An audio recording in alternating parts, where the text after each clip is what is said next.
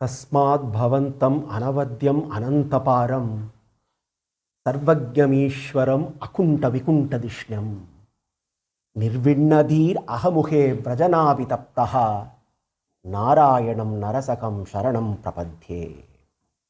Narayanam narasakam sharanam prapadhye. We are relishing the 11th chapter of the 11th skandha. With respect to Uddhava Gita, in the 11th skandha, Uddhava Gita starts in the 7th chapter. And we have seen how Uddhava Gita can be divided into 10 segments. Once in a while, we need to go back and see where exactly we are in our journey through the Uddhava Gita. 10 segments that capture the journey of any seeker.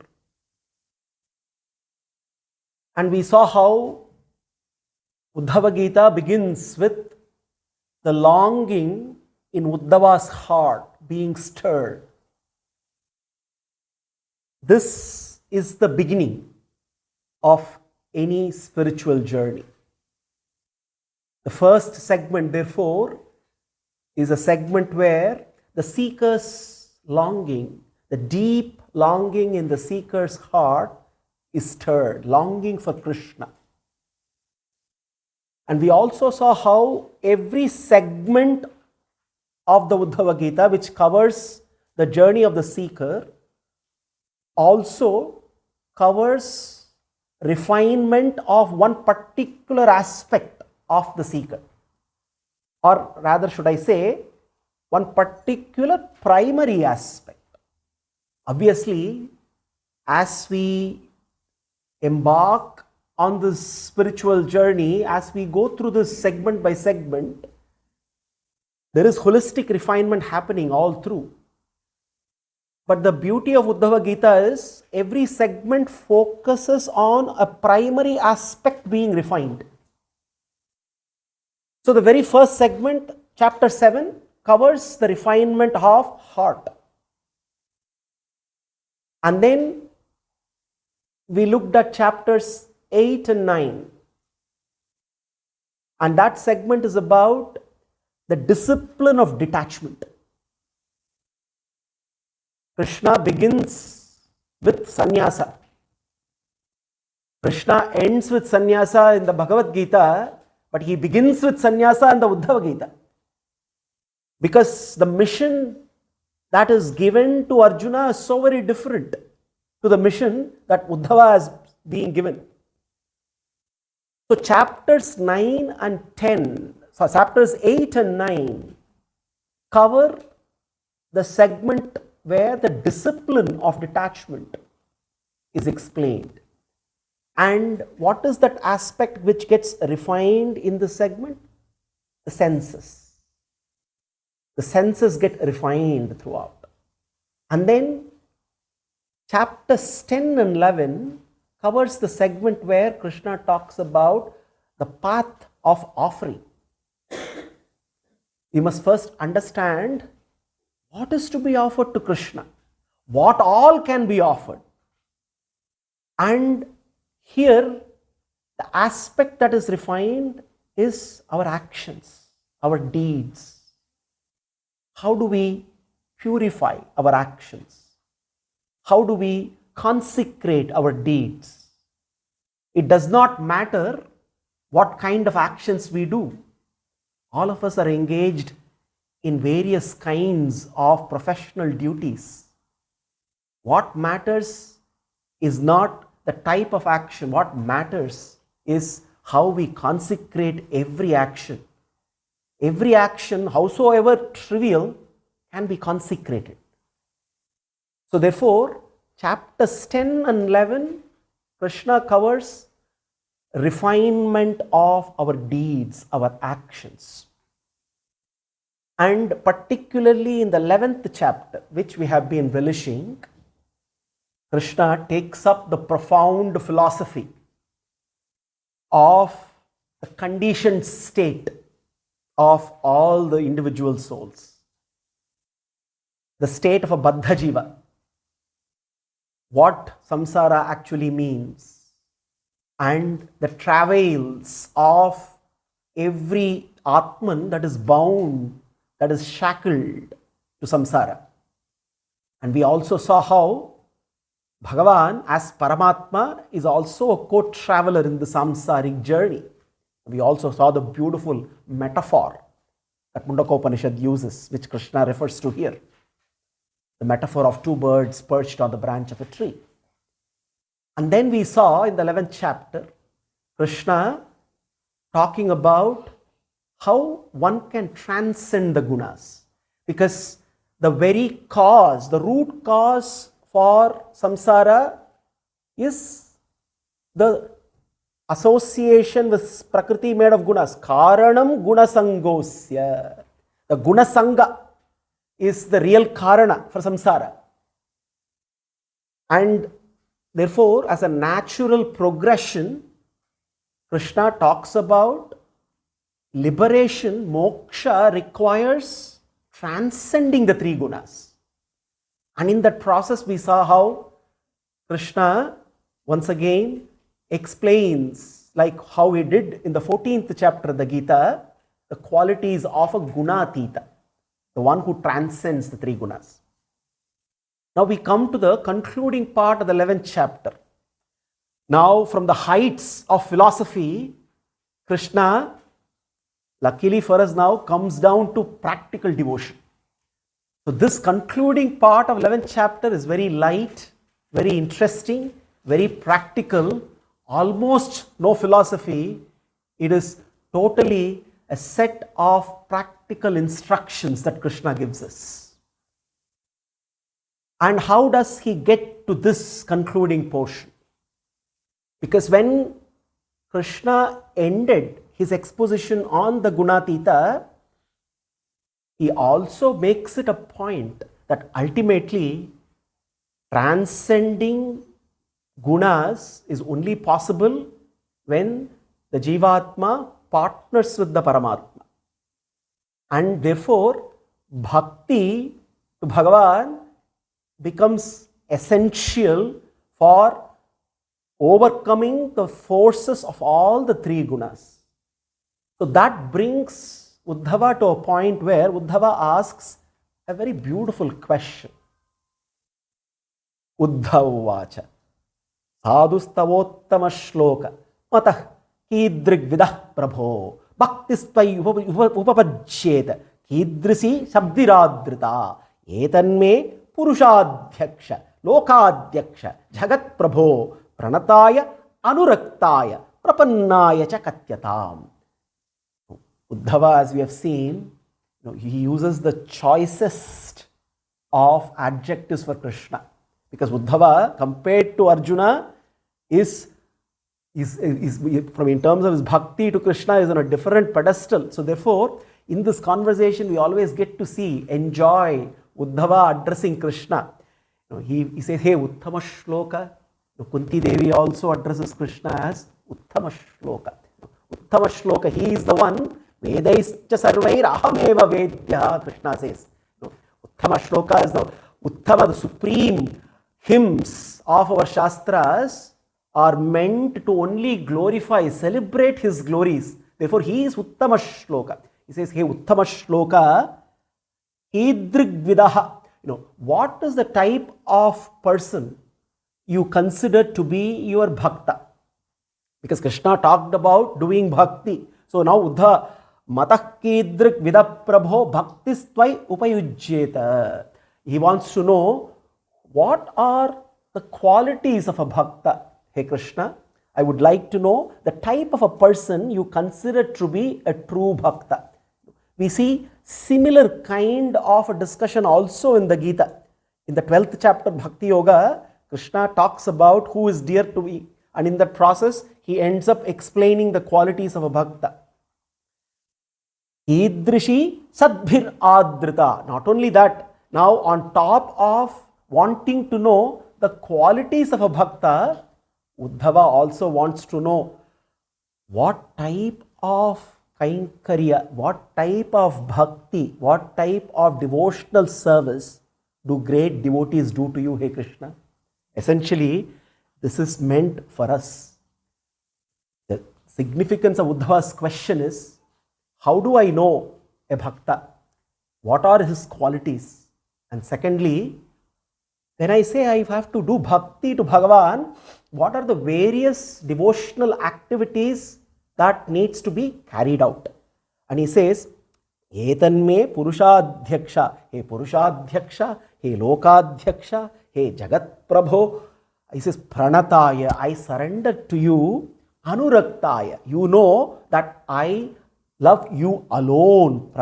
And Prapannaya cha Katyatam. I have no other shelter other than you, hey Krishna. Please share with me answers to these two questions. So essentially two questions here. Question number one, what is the type of a person do you consider? Krishna. Krishna considers who to be a true bhakta? Question number one. Question number two, what type of devotional service that an ideal bhakta performs and what is worthy of being offered to you? Krishna makes it very simple, patram pushpam phalam thoyam. But Krishna also knows here is going to expand on that, because he knows if he does not expand, people only will give him patram pushpam phalam thoyam.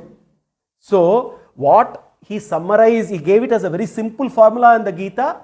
He is now going to expand here and talk about various devotional activities, and which is so very exhilarating in the way Krishna takes it up. There are some very profound truths in that he is also going to share. So let's look at the answer to the first question.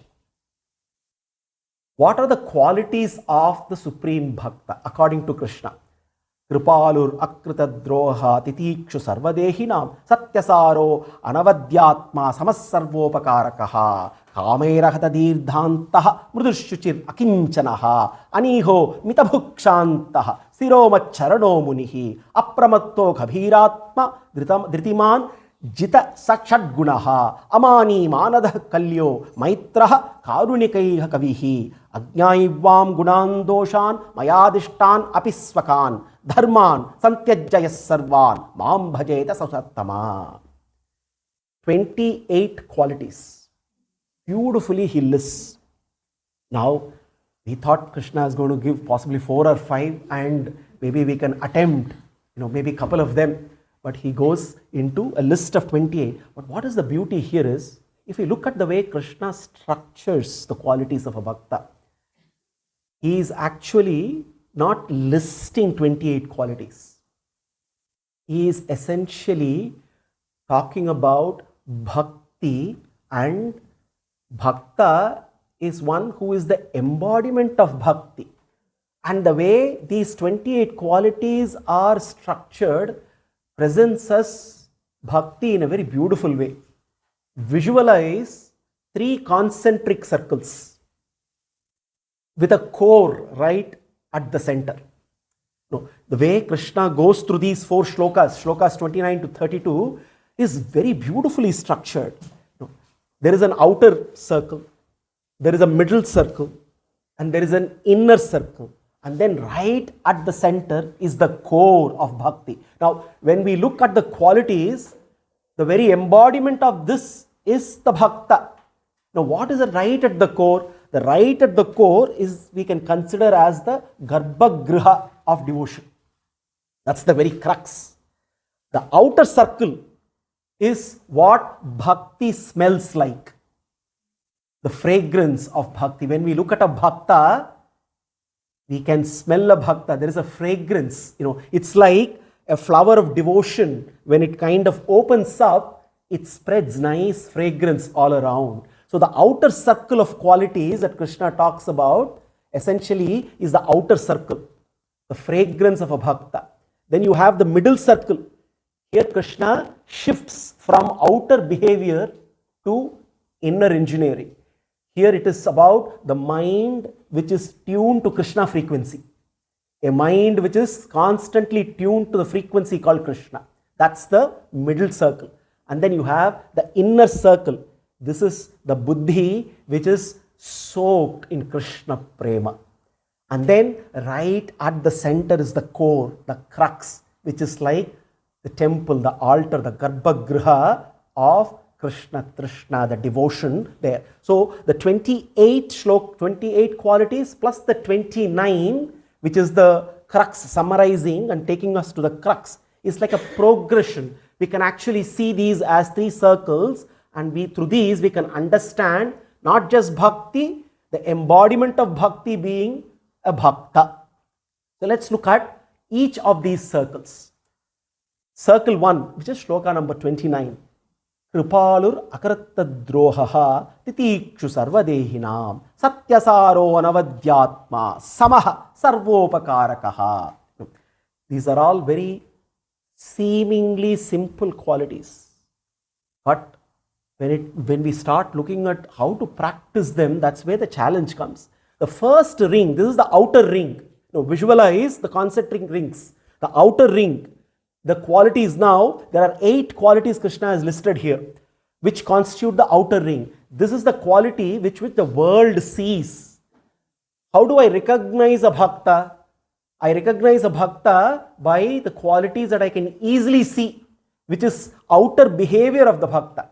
I cannot look at somebody's mind, but I can easily see the outer behavior of anyone, and that should explain to us. So that is that we can call it as the fragrance of bhakti. We all know that in the midst, in the presence of great bhaktas, there is that sense of peace, the sense of bliss. That's the fragrance of bhakti. Kripaluhu, compassion. Compassion is not just kindness. Compassion is Krishna overflowing through a human being. That is compassion. It is Krishna overflowing through a human being. That is Kripaluhu. Akartadrohaha. One who never harms, not because he is weak, because one who chooses not to become a weapon of his own ego. Only when we choose not to be a weapon of our own ego, we will stop harming other people. Therefore, akartadrohaha, one who never harms anyone. 3, titikshuhu, something which we all lack. Titikshuhu, patience. Patience means immense strength. What kind of strength is patience? Patience is a strength to let God's timing defeat our timeline. Let me repeat. Patience is the strength that lets God's timing defeat our timeline. Which means we can have our own plans, but what unfolds is only as per His plan. And we must have the patience that things will unfold well for us eventually. So therefore, that is titiksha. Titiksha is ability to face the adversities, the dualities without being disturbed. Sarvadehinam, one who is equal to all beings. How can one be equal to all beings? It is not possible. Equality is impossible in a materialistic world. We can keep discussing, debating, but equality is only possible when there is real spirituality. And a bhakta is the one who sees Krishna in everyone, and therefore equality can be practiced. Sarvadehina, satyasaraha, essence is truth. A bhakta's truth doesn't just inform, it transforms. Truth has to be transforming in nature. That is what is real truth. Satyasaraha, anavadyatma. Anavadyatma means good intention, faultless intention. Intentions are more important than actions. When the intention is faultless, even imperfect actions hold Krishna's signature. So therefore, actions may seem to be imperfect. Doesn't matter, as long as the intentions are faultless. Anavadyatma, samaha, even-minded. Even-minded is more than balance. Even-minded is to be anchored in the one who never moves. Krishna himself. He is the one who is always steady. Sarvopakaraha, helpful to all. A bhakta does not just do good. His presence causes good. This is the outer circle. We see 8 qualities which describe the outer behavior, the aroma of a bhakta. Now he moves to the middle circle, moving from outer behavior to the inner world, to the inner battlefield. Because ultimately, how do we govern the inner battlefield is where bhakti becomes steady. So here Krishna is talking about the middle circle there, shifts from outer behavior to where the mind is now tuned to Krishna frequency. Kamair ahatadir dantaha mudurshchuchir akinchanaha aniho mitabhukshantaha sthiro macharano munihi. 10 qualities now he lists, which constitute the middle circle. Kamair ahatadihi, intellect that is untainted by selfish desires. Intellect, when the desires taint the intellect, our mind is filled with desires which are all shouting at different decibel levels. Only when these desires stop shouting, then the soul can actually speak. Until then, desires dominate. There are too many desires at different decibels, and the topmost desires, which are essentially desires for bodily gratification, shout the highest with the highest decibels. So therefore, kamair ahatadihi, intellect untainted by desire. Dantaha. Dantaha means disciplined senses, not suppression. Now, mastering the senses in a way is preparation to receive grace. When the senses are not prepared, when they are not mastered, they do not allow us to receive grace. Krishna's grace is available to all, but when the senses misbehave, which they keep doing all the time, there is no way we can receive Bhagavan's grace. Therefore, kamair ahatadihi dantaha mruduhu. A bhakta is mruduhu, gentle, calm power. And this gentleness comes only with conquering one's inner world, conquering one's impulses, one's ego, and conquering the need to prove ourselves to others. This is what makes one truly mruduhu. Shuchihi, pure. What is purity? Purity is the ability to let truth pass through us without any distortion. Only when the mind is pure, the truth, reality is perceived and assimilated. Otherwise, everything that we perceive is through various filters. All the sadhanas that we do essentially is to keep removing these filters one by one, because we look at the world with too many filters. Purity essentially is creating all the impurities which act like filters to be scrubbed and cleaned. Shuchihi, pure. Akinchanaha, one who does not have any possessions. The reality is that he who owns nothing cannot be owned by suffering. He who owns nothing cannot be owned by suffering. Therefore, a bhakta, he has only one possession, of course. Krishna is his only possession. And that is akinchanaha, anihaha, free of scheming, no agendas. In our relationship with Krishna, we are always scheming, whether we like it or not. We are always thinking of what I should ask now and what I should ask next. Maybe I will bribe him with something so that I can get this. We always have an agenda in the bhakti that we do. It's like we are plotting, whether we like it or not. A plot-free mind is so very important. That is why we say, even in our grace, causeless and ceaseless bhakti. Bhakti has to be causeless. Ahaituki, apratihata. Anihaha, mithabhuk, very important for a bhakta. Measured intake, very difficult for us. What you consume shapes what consumes you. What you consume shapes what consumes you. If we do not govern what we take inside, what enters us governs us. It can be anything. It can be it can be through our eyes, it can be through our tongue, it can be through our ears, it can be through our touch senses, anything. If we do not govern what enters us through our senses, we become governed, controlled by what enters us. So what we consume, we need to be very, very careful. And many times, this is where we slip. In our journey, where we slip is that negligence when it comes to what we consume. And that becomes very important. Therefore, Meta book, measured intake. Luckily for us, he's not saying no intake. Measured intake. Eat well, see well, have good entertainment. Everything is fine as long as it is measured and we know what we are consuming. Shantaha, peaceful.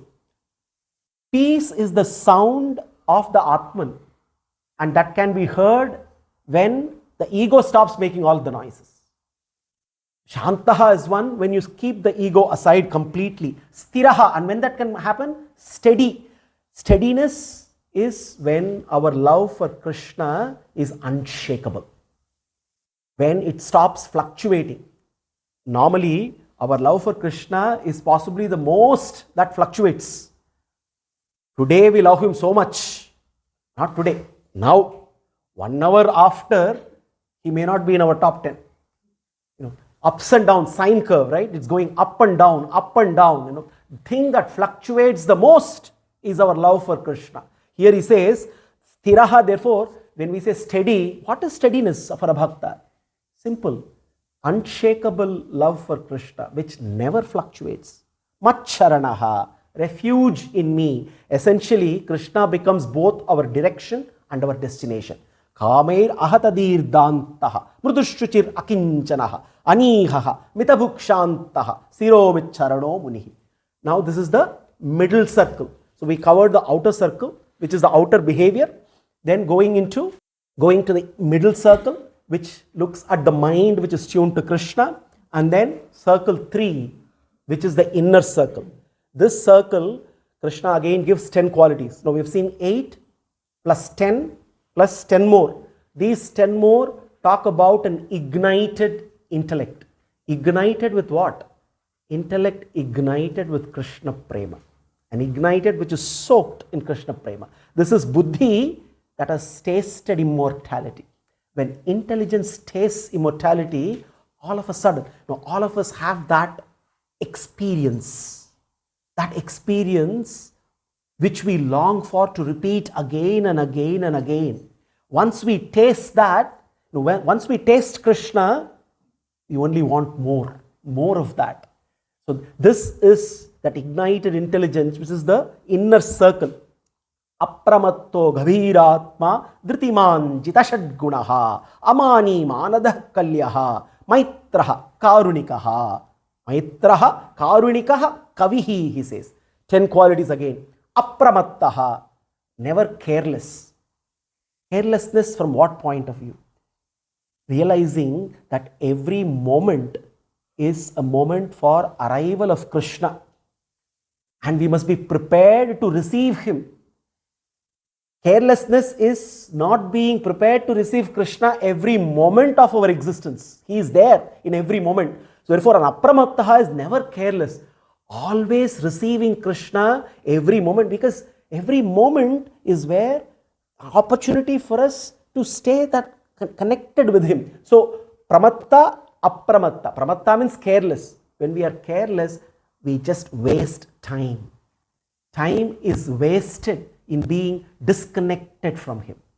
So much of time. We only have limited time, only 24 hours a day. And within that, the number of hours that we spend disconnected from Krishna is so much. So we are all pramatta. Apramatta is never careless. Always looking at every moment as a golden moment to invite Krishna into our lives. Garbagriha, deep souled, which means I don't look at superficial reality. I don't look at surface of what things are happening. I'm able to see the underlying orchestration of Krishna and everything. I'm able to cut through multiple layers of reality, and I can see Krishna's benevolence in everything that is happening around me. He is Gabiratma, Dhritiman, endurance. Endurance in holding on to Krishna? Maybe, but what is more important is endurance in letting Krishna hold us. We think we are holding on to him, but actually he is holding us, and we are preventing him from holding us all the time. It's like a child crossing the road. We keep saying all that the child needs to do is nothing. Just let the mother hold the hand as the child crosses. But all hanky-panky stuff is done by the child on the road, thinking that the child can cross the road. This is exactly what we do. All the endurance is not about us enduring to hold on to Krishna. Enduring to let Krishna hold us. That is Dhritiman. Dhritiman. Endurance in letting Krishna hold us. Jita Shadgunaha. One who conquers the 6 afflictions. Hunger, thirst, grief, delusion, old age, death. Jita Shadgunaha. Essentially means there is no fear of any of this. No fear of hunger, no fear of thirst, no fear of old age, no fear of death, no fear of delusion. Because why? In the divine blissful presence of Krishna, even though we may have fears, we become truly fearless. So that is Jita Shadgunaha. Amani, needs no honor, no need of approval from the world. Nothing external can disturb me. When nothing external can define me, nothing external can disturb me. Because unfortunately for us, we are defined by the world. Our definition of who we are depends on how the world defines us. When the world defines us, we are always disturbed by the world. So Amani, no need for external approval, external definitions, because I am secure in my blissful connection with Krishna. He is the only one who defines me, nobody else. Manadaha, honor. By honoring everyone, I know that I'm actually honoring Krishna. Kalyaha, auspicious presence. Some people do good, but a bhakta makes the place good. Wherever a bhakta goes, that place becomes auspicious. That's the quality again of a bhakta. Kalyaha, maitraha. Maitraha is when intelligence that is soaked in Krishna prema, then everyone is connected to Krishna. Now I see my relationships. Friendship is not bodily relationship. I see my friendship with anyone with connection to Krishna.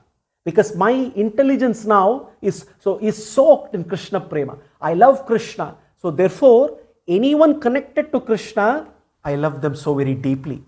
This is how true Maitri develops. Karunikaha, compassion that not only heals wounds, but compassion that heals worlds. This is what a bhakta does. Kavihi. Bhakta is a kavi. Kavi means poet. Kavi is also a seer. A bhakta is one who sees truth before it becomes seen, before it becomes visible. Bhakta can see truth before it becomes visible, and he speaks truth before it becomes possible. This is the quality of a bhakta. Able to see Krishna. Yesterday, one of our satsangis in JLT was talking about how all of a sudden, after a Kalyana Utsavam, he suddenly had a beautiful glimpse of Krishna just as he went and was about to take a nap. And that stayed for a few moments, completely changed the way he looks at things. Therefore, Krishna does make himself visible now and then. So a kavi is a seer, and all of us are seers. We think seers are only rishis, but seer is one who sees truth before it becomes visible. Can I see Krishna? Yes, of course we can see Krishna. We are all seeing him everywhere. And therefore, we think he's invisible, but we can see. And therefore, the next set of 10, Krishna covers the third circle, which is the circle that comprises the inner circle, which is ignited intelligence. And then With shloka 32, he goes to the crux, the core, the Garbagriha of Devotion. What is the Garbagriha of Devotion? Here, Krishna beautifully explains a paradox.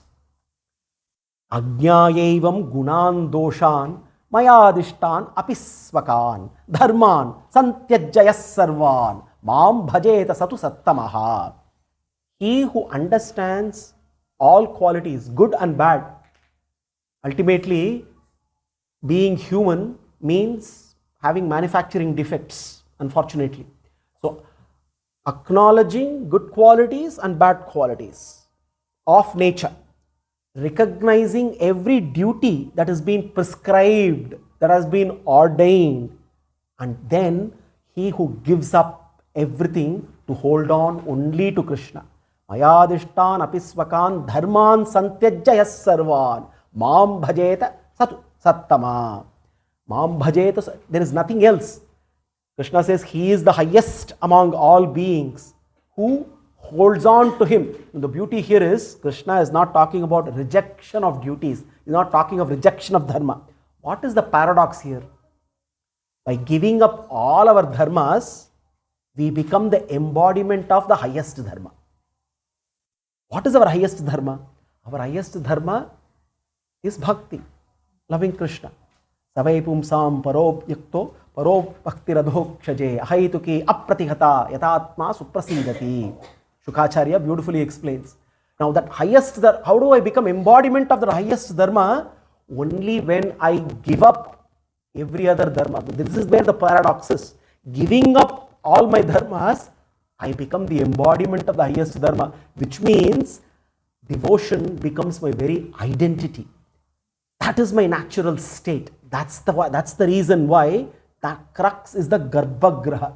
Garbagriha, which is the altar of a bhakta, where the flame of bhakti is always there.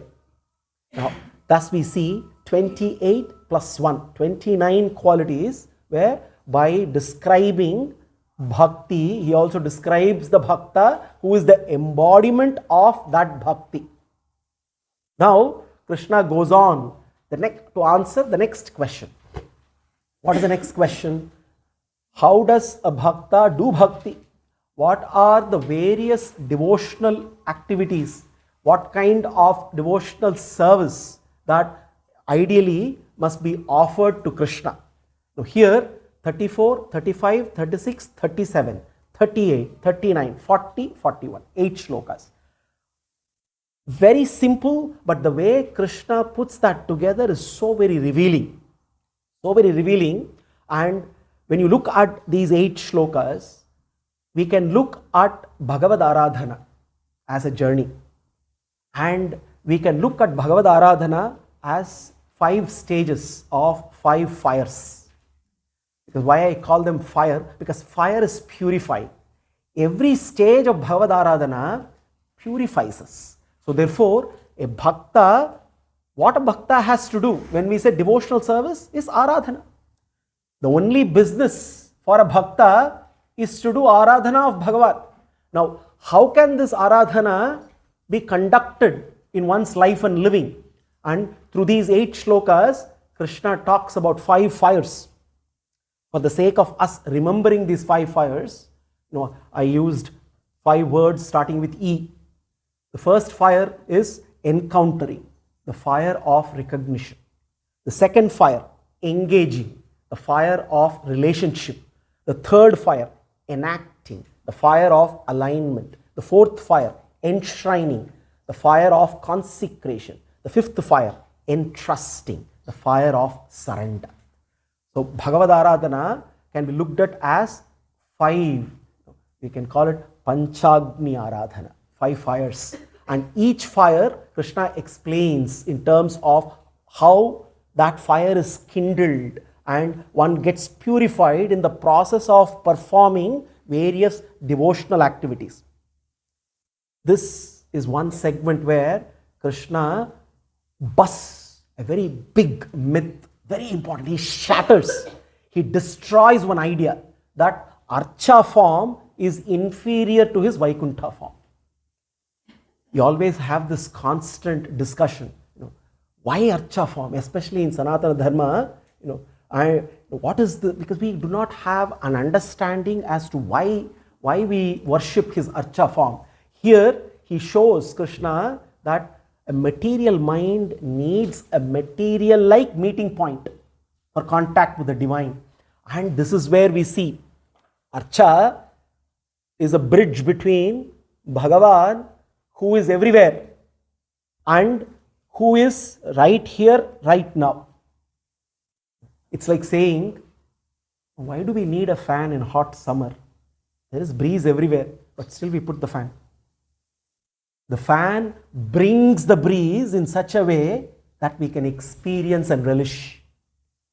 Similarly, say, Bhagavan is everywhere.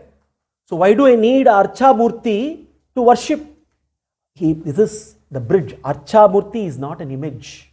This is Bhagavan's mode. His saulabhya, his accessibility is such that he allows himself to be held by us, allows himself to be loved by us, allows himself to be touched by us. This is the way he allows himself to be easily approached. Archa defeats abstraction. Otherwise, we all think Bhagavan is some energy, some principle, very abstract. He's not an abstract principle. He's a supremely divine person with a Divya Mangala Vigraha. His Rupa is there along with his Arupa. He's all pervading, but he has a beautiful Divya Mangala Vigraha. And it is his Archa form which defeats our abstraction. Archa form destroys our ego. Archa form helps us to bring discipline in our approach and worship to Bhagavan. Archa form converts infinity to intimacy. Now, how do I intimately love that infinitely beautiful, infinitely powerful, infinitely present? How do I love him? How do I connect with him? It is through Archa. Now, Bhagavan presents himself in 5 modes: Para, Vyuha, Vibhava, Antaryami, Archa. Para, the transcendental form, Paravasudeva, Vaikunthanatha. Then Vyuha, the Kshirabdhinatha. This is where all the avatars start. And then Vibhava, all the avatars, Nrsimha, Vamana, Rama, Krishna, all these are Vibhava avatars. Antaryami, he is there with us, patiently traveling as our Antaryami throughout our samsaric journey. And equally important and more significant is Archa. He also presents himself. When we ask a seeker who is seeking for Krishna, when we ask him to go and seek the Antaryami, it is like asking somebody who is very thirsty to dig a well and then quench the thirst. When will he dig a well? When will he quench the thirst? He will die before even he digs and gets water. Asking a seeker to seek the Paravasudeva is like asking a thirsty man to walk infinite kilometers. You will find the ocean of nectar there. Please go and quench the thirst. When will he ever reach? Asking someone seeking Krishna to go and approach the Vyuha Vasudeva is asking a thirsty man to walk all the way from Dubai to New York and then quench his thirst. When will he walk? When will he reach? Asking a seeker to approach the Vibhava is asking somebody, a thirsty man, why didn't you quench the thirst when it rained 100 years back, 1000 years back? 1000 years back, there was a flood, lot of water. You could have quenched your thirst then. Asking somebody to approach Vibhava is like that.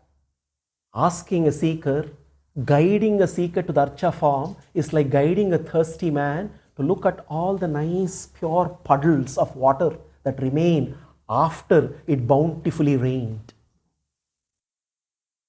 Archa, Bhagavan's Archa form is the embodiment of his Saulabhya, of his Saushilya. He is accessible to each and every one. And therefore, when anybody asks us this question, have you seen Krishna? We must with resounding, with all energy, we say, yes, we see him every day. Because what we see in the Archa form is the same Paravasudeva being accessible to us. He is as Purna as the Paravasudeva. Krishna, therefore, here, when he talks about the devotional service, how do I do bhakti to Bhagavan, he takes up the topic of Archa and says the only way for a bhakta to perform devotional service is when he realizes the significance and importance of the Archa Murti. And therefore, we said 5 fires. Let's look at each of the 5 fires. The first fire of Bhagavad Aradhana is encountering the divine, the fire of recognition. Recognizing Krishna through his Archa. Now, when I see Bhagavan's Divya Mangala Vigraha, his Archa Murti, I am seeing him. There must be no doubt whatsoever. And when I am offering prasad, we are thankful that he is not consuming some part of it. That's why we keep offering Naivedya repeatedly. Maybe one day when Krishna decides to say 50% of Naivedya you offer, I am going to consume. This happens in a temple, only temple throughout the world where Bhagavan actually consumes what we offer as Naivedya is Nrasimha in Mangalagiri in Andhra, where even today when you take the Panaka and offer it, whatever, you take 1 jar of Panaka, he takes 50% of that, he consumes. You take 1 big drum, he consumes half of it. It's offered to him and it goes inside. This is one of those miracles of today still existing. So those of you who go to get a chance, go and visit this beautiful Divya Kshetra, Mangalagiri, Narasimha. Luckily for us, our Bhagavan does not say that. So otherwise we will possibly start looking at, okay, today possibly I can only do so much of Naivedya. But the beauty here is, Krishna is talking about encountering. The very encounter of the Archa Murti is so very purifying. But Krishna adds one other dimension here in the first encounter. He says there are 2 stages of encounter. And what are the 2 stages? Let's look at what Krishna says. Mallinga madbhakta jana darshana spashanarchanam paricharya stuti prahguna karmanu kirtanam. Now, he says 2 steps of encounter. First is to encounter the bhakta, who is like the doorway. Bhakta, a Bhagavata, the Acharya is the doorway, and then you encounter the Lord, who is the revealed destination. The destination is revealed only through the doorway. A doorway first has to open. That's the first encounter. That's why he says, Madlinga Madbhakta Jana Darshana Sparshana Charanam. Everything that we do to Krishna also has to be done to Krishna's Bhakta. Now, Darshana, when he says Madlinga, Linga here is his beautiful form, more than a symbol, very important to understand. I don't know who coined this word, but it has stuck to us. Idol worship. What we do is not idol worship. Our worship is ideal worship.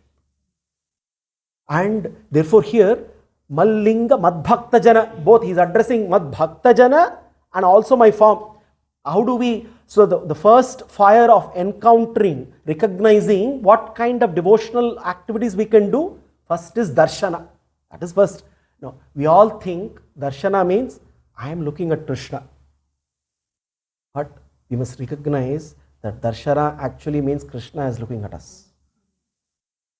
We forget that.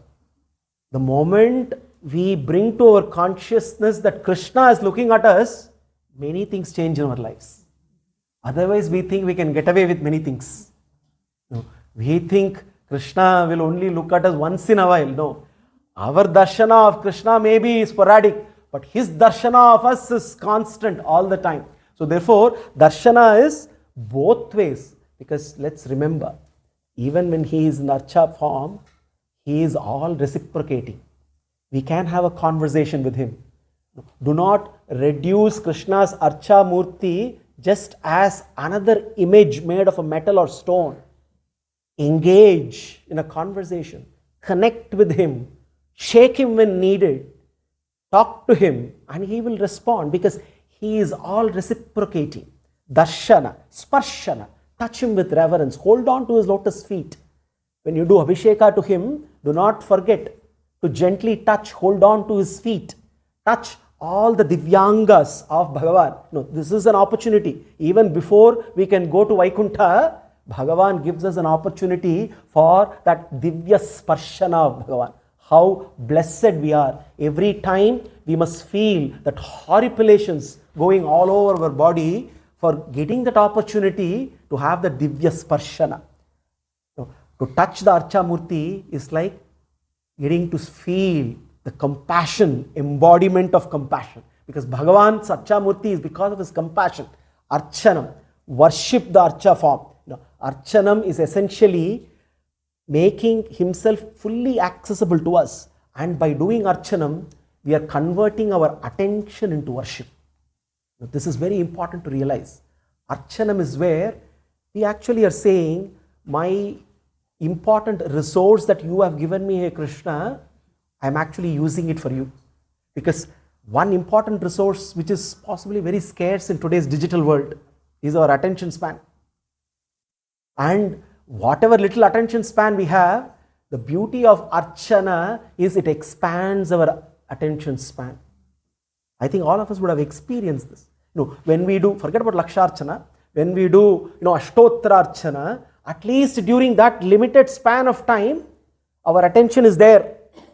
That is the very significant reason why we are recommended, prescribed to do Archana regularly. Darshana, Sparshana, Archanam, Paricharya. Serve with your hands. Serve Krishna with your own hands. Some like Srinivasanji can cook very well, but not everybody is good. We can do many other service with your hands. We can sweep, we can offer water, we can wipe the altar. Many times there's, some people say, everything in Bhagavad Aradhana is seems like being prescribed to men. What is the role of women? People ask, because very clear, this is again a partnership. Aradhana is also a partnership. Then Paricharya, Stutihi, words that praise. Words are like the windows that are open for Krishna to come in. So, use words. Even if we cannot sing professionally, to our Krishna we can sing. He will not close his ears. Maybe you shut the door so that your spouse, is not troubled. Some of us are good singers, but we can sing.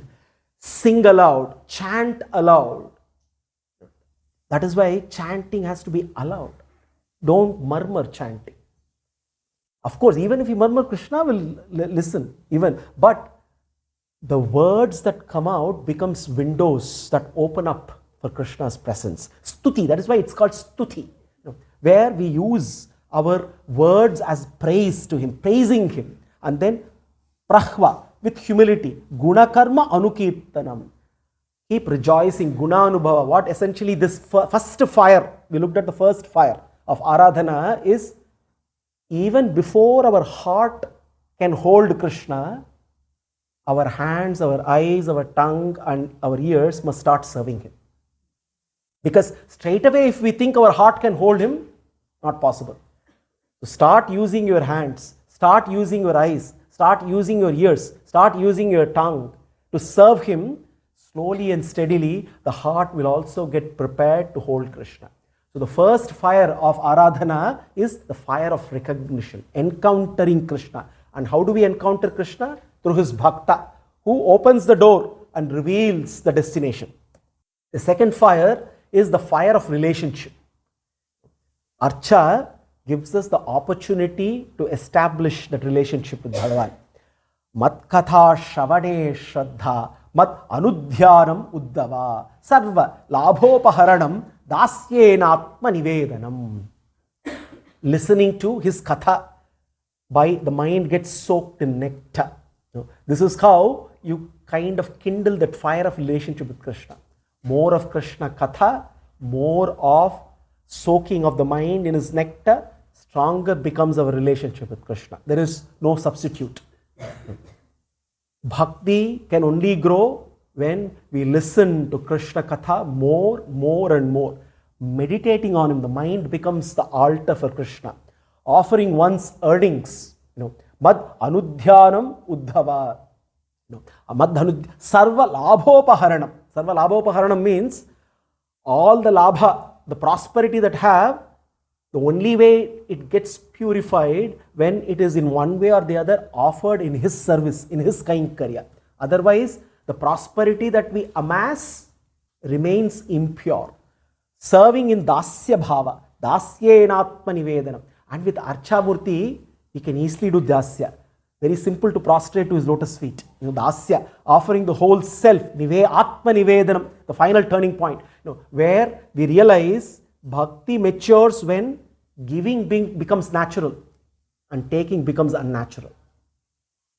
We stop taking from Krishna, we only start to give him. It's not as though he requires our giving, but at least we realize that this way, our love for him, the fire of relationship gets kindled. That is the second fire.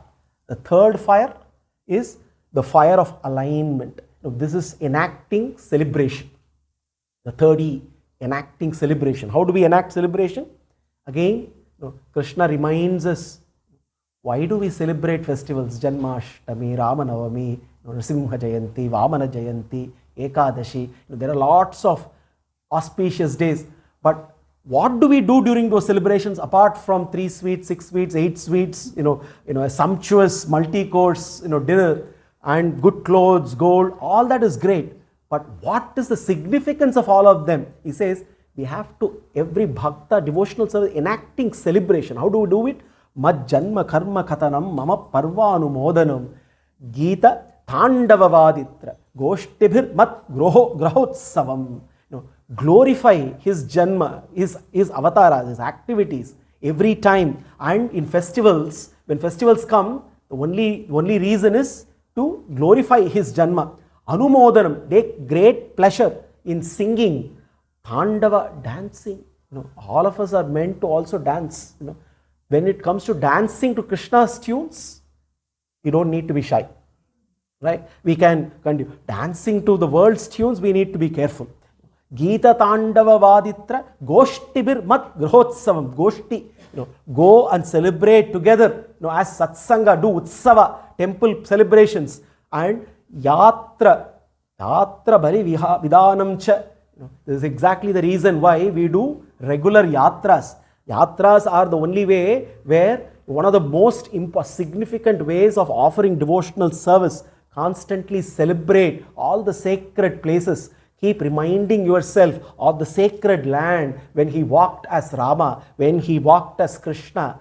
This is where when we go to these different sacred lands, we get to experience him even more. Bali Vidhanam, give offerings of food of various kinds so that we can also eat good prasad.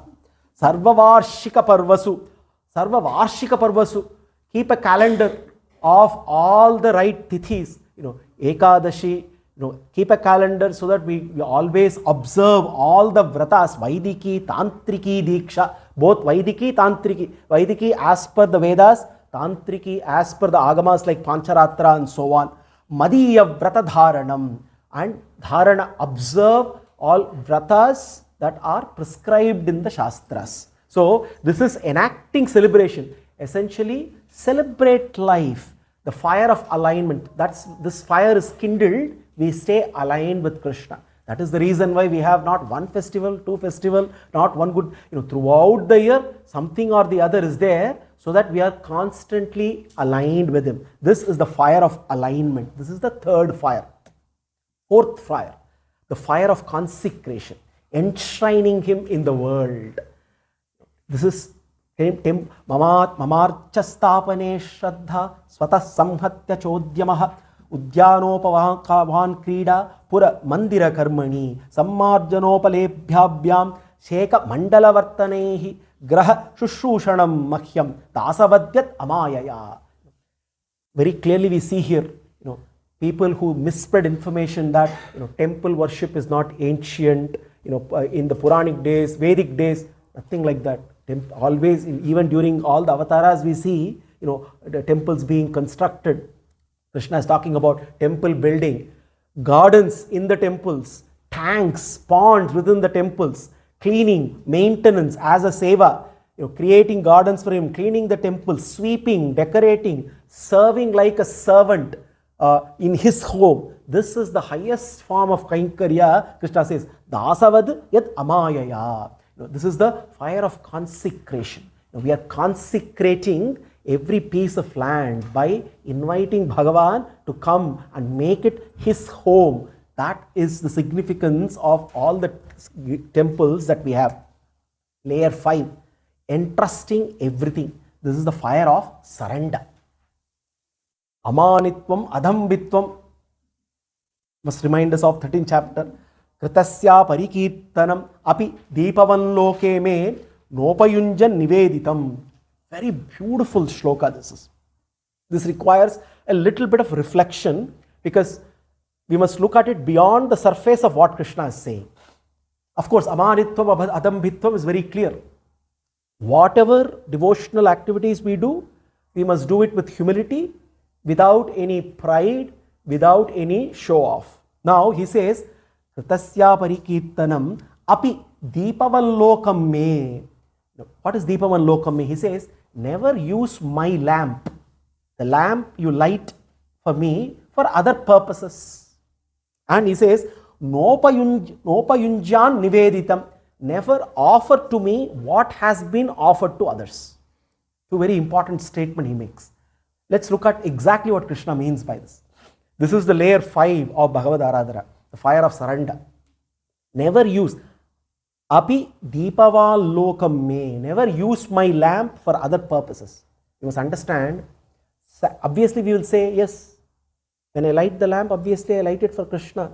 Why would I use it for other purposes? There is much more than this example that Krishna is giving. This is more like a metaphor he is using. What he is saying is sanctity is a one-way street. What moves upward must never be downgraded. Whatever we offer to Krishna must never be downgraded. Think about it. Do we do it? A resounding yes. We offer our mind to Krishna once in a while. Once in a while we offer it. And then we offer a part of the mind to Krishna, and later we fill the same mind with all kinds of gossip. Krishna says, don't do that. Once what is offered to me, once you light the lamp, don't offer it to somebody else. Once I build a relationship with him, it must only be upgraded, not downgraded. Upgraded means never let the relationship become transactional. Also, when we offer time to Krishna, one thing he keeps repeatedly asking us, please offer time to me. And we, diligently we offer our time. But then, the time that is offered, is it blocked and reserved from him alone? Or it is also redirected and offered to everything else? This is a question that we must ask ourselves. When we offer a time to study the Shastra, that must be blocked, hardwired. Nothing else can come in the way. So therefore, api deepavallokam me, never use my lamp for other purposes. Must be very clearly understood. Nopayunjan niveditam. And again, he immediately says, never offer to me what has been used or offered to others. You say, no, we always offer naivedya, we cook, we offer naivedya to you. Krishna says, no, but you're always giving me leftovers. You're shocked. No. But then reflect on all our offerings to Krishna. We offer our best energy that has been given to us in chasing worldly goals, and the leftover energy to Krishna. We offer our best emotions of relationship to all worldly bodily relationships, and the leftovers we offer to Krishna. So therefore, we repeatedly offer only leftovers. Even our creativity, our ideas, we offer it to the world, not to Krishna. What he is saying here, Nopayunjan niveditam, essentially says, can you somewhere push me upwards in your priority list? Can you try? Somewhere, keep pushing it as it keeps going up. As the priority for him keeps going up, slowly and steadily we will stop giving our leftovers to Krishna. One of the most important devotional service that we can do to Krishna is stop offering our leftovers. We must offer the best that we have. I have talents. Should I offer the talent to the world or to Krishna? I may be the greatest singer on the planet, but if I am just offering you to the world, that talent is of no use. I may be a great speaker, but if I offer that talent to the world, that talent is of no use. I may have fantastic cooking skills, but if I offer it to the world, that talent is of no use. So offer whatever we possess, our energies, our enthusiasm, our relationships, our emotions, our talents, our skills, everything that we have, we must see how we stop offering our leftovers to Krishna. And that is why this layer, this fire, this fifth fire, the fire of surrender, entrusting everything to Krishna. This is the highest fire of Bhagavad Aradhana.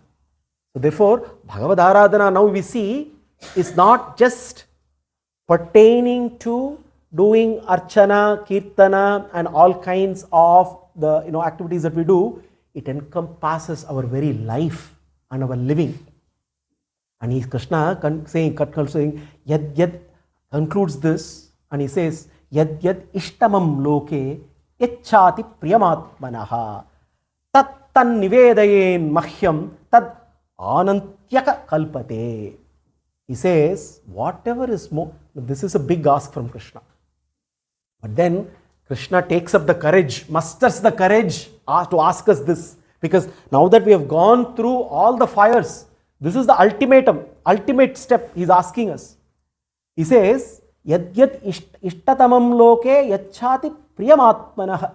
Whatever is most desired by you in this material world, whatever is most dear, what you love the most, offer it to me, he says. Hey Krishna, how is it possible? You are asking us to do the impossible, but we must underline one word. Krishna does not say, renounce what you desire in this world, renounce what you love in this world. He says, offer it to me only, he says. Essentially means your most cherished desire, when it is offered to Krishna, gets purified. Your most cherished possession, when you offer it to Krishna, becomes sanctified. Your deepest bond, even a human relationship, when you offer it to Krishna, it gets spiritualized as a real connection. That is why Atma Bandhus are more important than Deha Bandhus. Because we are spiritualizing a relation and offering it to Krishna. Krishna is only asking to offer everything, not to renounce. Essentially, redirecting what is most dear to us.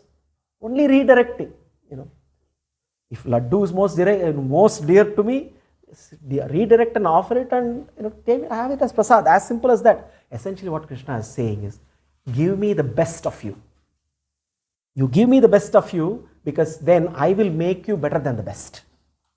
So this is a very important lesson for all the youngsters here as well. When we offer our best to Krishna, Krishna will make us better than the best. That is the assurance that Krishna is giving us here. So what we have seen here are 5 fires of Bhagavad Aradhana. And together, when we look at 28 plus 1 qualities of qualities of a bhakta or qualities of a bhakti, which form 3 concentric circles with a crux. Taking both of these together, I think we have a solid practical framework for practicing devotion in our day-to-day lives. Sarvam Sri Krishna Arpanamastu.